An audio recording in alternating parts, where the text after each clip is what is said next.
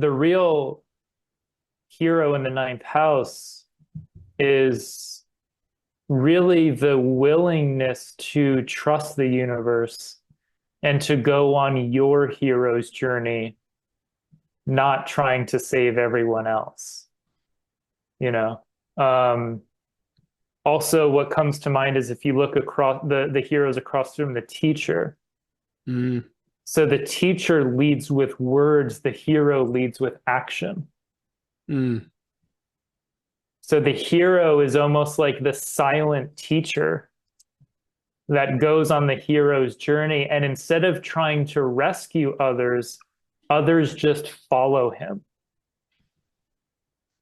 Mm. because they're like, oh, wow, you know, whatever this guy's doing, I want to learn more because, you know, he looks super healthy or he looks super happy or, you know, and that usually doesn't happen when we're trying to save everybody, you know, Yeah. so it's a lot about rather than trying to teach and save everybody, it's a lot about going on your own hero's journey, knowing that other people will be inspired by your path.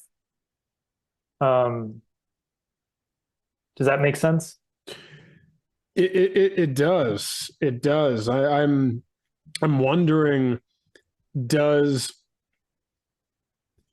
does any placement in the 10th or ninth house in some sense show you what like your spiritual mission is? Does anything in this wheel give you any indication of almost like your soul mission? Yeah. Ninth and 10th. I mean, the ninth is your relationship with spirit. The 10th is your highest potential and purpose, Mm. right? So a lot of Transcending the your, victim. yeah, it's transcending victimhood. Which is almost heroic because Yeah. isn't the hero the one who says, "Hey, I'm not a victim," and Look, stands the up for victim's themselves? between the hero and the rebel.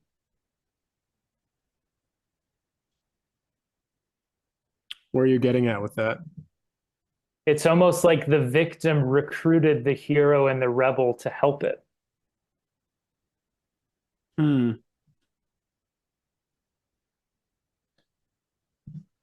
That. But here's the difference. The energy of the rebel feels like a push. The energy of the hero feels like a pull. Does that make sense? Yeah, yeah. The rebels pushing away from something. It's wanting Yeah. to prove it how And different it the is. yeah, and the hero's feeling pulled towards something, Right. like the hero's journey, Hmm. right? Yeah. And then, like I said, all heroes are people who aren't victims. They're people that make their own way in the world. Yeah, they've transcended their sense of powerlessness. Mm. Into whatever that might be for that individual person. If that person's Yeah, a mother, an athlete, a warrior, a leader, a yeah. carpenter, it's like whatever that, yeah, the hero and So everything. your spiritual path in the ninth house is a lot about trusting your journey, your hero's journey. Also, the one of the spiritual practices for you that shows up with the hero always feels like he needs to be challenging himself. Yeah, that's how I always feel. So part of your spiritual practice is um, feeling like you're always needing to overcome something or challenge yourself against some sort of obstacle or discomfort. You know, it could be like getting in the ice bath or getting in the sauna or doing the breath work or like whatever it is, like, or, Yeah. you know, doing like the silent retreat or the, you know, the Or medicine work or the yeah. darkness retreat or the vision quest. It's always like the hero's like always needing to challenge itself. And the challenge facing the challenge is how you meet spirit.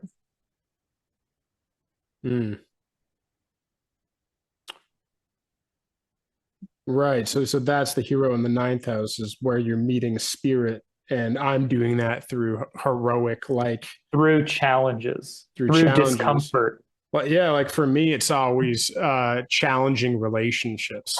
So like that's where I test Sure. my sword is, I'll hang out with my dad, like, and I'll be like, can I be grounded the entire time? Or Yeah. or like knowing like his tendency to try to order me around or tell me to do things or push my buttons. Like, and I remember I was talking to a mentor a few months ago, and he said, like, he's like, you're kind of abusing yourself because you keep throwing yourself at this feral dog that you know is going to bite you, but you're like, well, I'm going to test myself with it. That's And the it's, shadow side, is where you get addicted to that. yeah, and like you said earlier, I feel like I have to, like, it, even like you speaking right now, man, is like there's some anxiety that comes up in me, because there's almost some anxiety of like, because I can feel what you're saying. I've built up this idea in my head that if I'm not a hero, I'm nothing. That Mm-hmm. like if I like, and what I've translated that to is, well, clearly my sole mission is to be this hero for humanity, or the universe or something. It's this grand thing, and it's like it's simultaneously exciting. It feels natural, but also there's definitely an attachment to it, because the idea, if Yeah. someone said, hey, that's actually, no, you just relax, bro, that's not your destiny, there would almost be a sense of deflation of like, well, if I'm not that, then I can't just be, like, that's not enough, I need to do something grand. That's a blessing and a trap, Yeah. right? The blessing is that you're not going to be a lazy person that's just like, finding God sitting on the couch, Eating Cheetos. eating Cheetos. Um, but the shadow side is, once again, where your self-worth is externalized in trying to rescue others.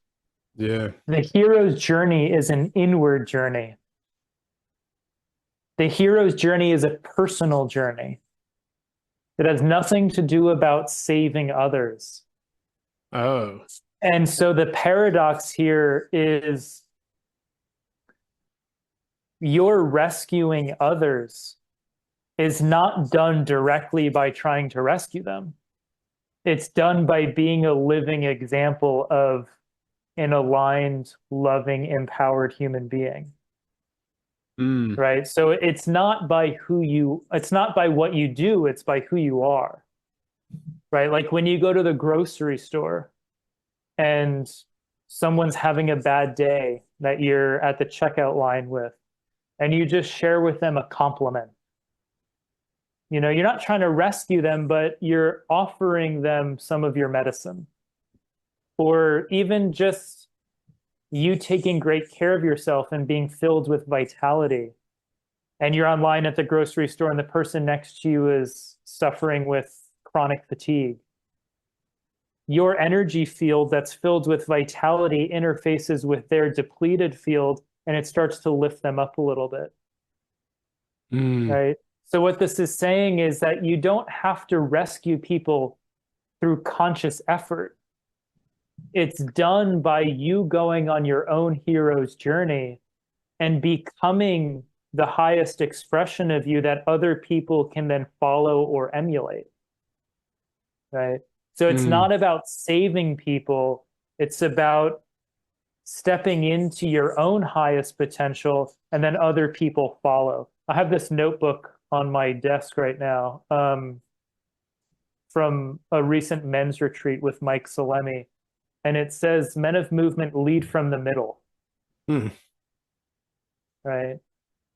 And so leading from the middle is a lot about not being higher than anyone or above anyone or in front of anyone, but the willingness to walk alongside someone, you know. Um, and I think that's really the essence of the hero, is it's your willingness to go on your own journey and trust your own path. Mm. And the rescuer is just that other people will then follow you and find you. You don't have to be the one that seeks it out. Right. So what I get from that is almost like the 12th house, in my case, the rescuer, provides the stimulus or the reason for the 9th house's like actualization. It's like that. It's like almost that desire to be a rescuer propels my heroic journey inwards. Does that make sense, or do you see it a different way? Because like based on what you just said, it's like the rescuer is this background process, but the hero, that spiritual inward quest that I'm on, is really what I'm here to like do. Where the unconscious is more, it's not necessarily, it's like a byproduct. It is a fuel, it's the reason and the byproduct, but the 9th house is actually what is the quest of the life. Does that make sense?